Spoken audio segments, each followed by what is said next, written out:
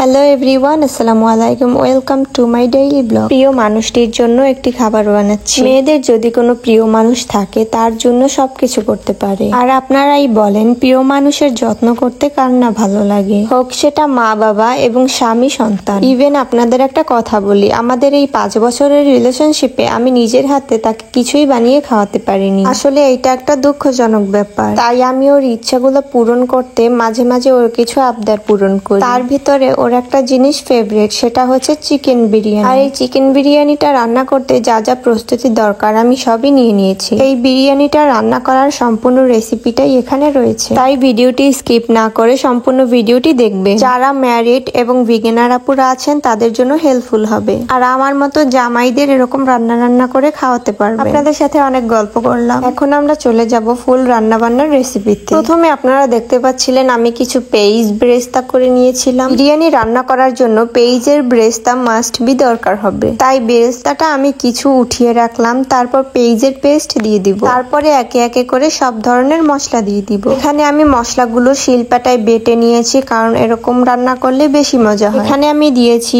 আদা বাটা, জিরে বাটা, পেঁয়াজ রসুন বাটা এবং তেজপাতা, কিছু হালকা পাতলা গরম মশলা। মশলাটা কষানোর সময় একটা সুন্দর ঘ্রাণ বের হচ্ছিল। মশলাটা আমাদের কিছুক্ষণ কষাতে হবে, যতক্ষণ না পর্যন্ত ব্রাউন কালারটা না আসে। এই মশলাটা কষানোর পরে আমি কিছু স্পেশাল মশলা অ্যাড করব। আর এই মশলাটা আমি যা যা দিয়ে বানিয়েছি তা হলো soya sauce, tomato sauce, chilli sauce, কাজু বাদাম, আরো দিয়েছি টক দই, গুঁড়া দুধ, আলু বোখারা এবং বিরিয়ানির মশলা। সবগুলো ব্লেন্ডারে দিয়ে সুন্দর করে মিক্স করতে হবে। তারপরে মশলাটা সুন্দরভাবে তেলের উপর কষাতে হবে। সবগুলো মশলা দেওয়ার পর কিছুক্ষণ কষিয়ে নিবেন, তারপর কালারটা এরকম আসবে। মশলাটা কষানোর পরে আমি অল্প একটু দুধ অ্যাড করেছি যাতে টেস্টটা আরো বাড়ে, এবং মশলাটা কষানোর উপরেই আপনার রান্না বান্নাটা ডিপেন্ড করে। আমি খুবই এক্সাইটেড রান্নাটা কেমন হবে। আই গেস ভালোই হবে, কারণ মশলাটা কষানোর সময় অনেক সুন্দর একটা ঘ্রাণ বের হচ্ছে। মশলাটা সুন্দরভাবে কষানোর পর আমি এখানে এক এক করে গোশগুলো সুন্দর করে দিয়ে নিব, এবং এখানে আপনারা যে কোনো ধরনের গোশ ব্যবহার করতে পারেন, চাইলে এখানে গরুর গোশটাও দিতে পারেন। গোশটা আমি সম্পূর্ণ দেওয়ার পরে আমি এটাকেও কিছুক্ষণ কষিয়ে নিব, নিচ থেকে যেন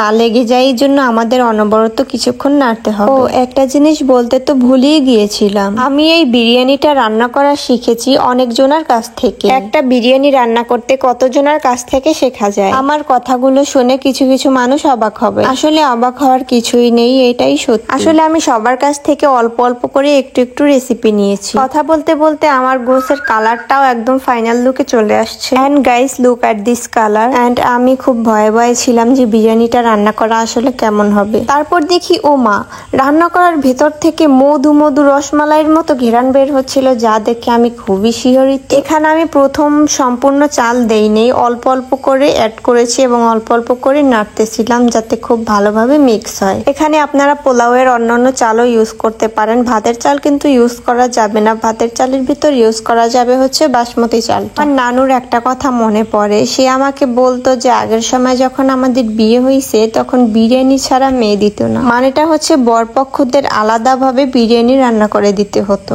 তারপর আমি সুন্দর করে এখানে নেড়ে নিব। কিছুক্ষণ নাড়ানাড়ি করার সময় এত সুন্দর ঘেরান বের হচ্ছিল, মনে হচ্ছিল যেন এখনই খেয়ে ফেলি, কিন্তু কিছু করার নেই, ধৈর্য ধরতে হবে, তারপর খেতে হবে। পরে আমি এখানে পানি দিয়ে সুন্দর করে নেড়ে নিব। পরিমাণ মতো পানি নিয়ে নিলে বিরিয়ানিটা সুন্দর ঝরঝরা হবে এবং কালারটা অনেক সুন্দর আসবে। তারপর এখানে আমি ঢাকনা দিয়ে দিব। অন্যদিকে আমি সালাদ বানাবো, এর জন্য আমি নিয়েছি শসা এবং টমেটো, কাঁচামরিচ, সাথে একটু পেঁয়াজ। তো সালাদটা রেডি করার পর আমাদের অন্যদিকে বিরিয়ানিটা রান্না করা হয়ে গেছে। এখন আমি একটু দিয়ে দিব কেওড়া জল। কেওড়া জলটা দেওয়ার পর আমি আবারও কিছুক্ষণ দমে রেখে দিব যাতে আরো ঝরঝরা হয়। আপনারা বিশ্বাস করবেন না, বিরিয়ানিটা খেতে এত দুর্দান্ত এবং টেস্ট হয়েছিল যা ধারণারও বাইরে। এই রান্না করার সময় মনে হয় আমি পরীক্ষা দিতেছি, এমন একটা অবস্থা হয়েছিল আমার। এই রান্নাটা খাওয়ার পর সবারই নাকি অনেক ভালো লেগেছিল, এবং খাবারটা যে সময় আমি পরিবেশন করতেছিলাম আমি খুবই ভয়ে ভয়ে ছিলাম যে কেমন হয় না হয়। রান্না বান্না কমপ্লিট হওয়ার পর আমি আমার জামাইকে পরিবেশন করার জন্য এখানে বসিয়ে দিলাম থালা নিয়ে। ভিডিওটি ভালো লাগলে লাইক, কমেন্ট, শেয়ার এবং ইউটিউবে সাবস্ক্রাইব করে দিবেন। Thank you so much for watching. Tata.